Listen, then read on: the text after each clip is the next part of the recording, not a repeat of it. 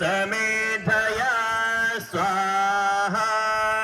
इदम् अग्ने जात्वेत्सेदन्नममाम् ॐ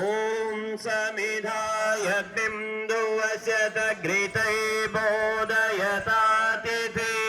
अस्मिन् हव्याजुहोतना ॐ सुसमिधाय शोचिषे घृतं तीव्रं जुहोतना अग्नये जातवेधसे स्वाहा इदम् अग्ने जात्वेत्सेदन्न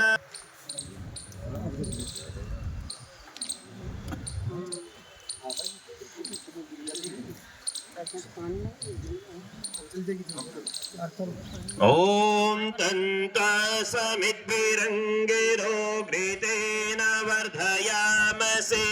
वीरचोचाय विष्टया स्वामयन्दहित्मयात्मा जातवेधसेने यस्वर्धस्व चेदवर्धया चास्मान् प्रजया पशुवे ब्रह्मवर्चसेनान तेन समेधया स्वाहा इदम् अग्ने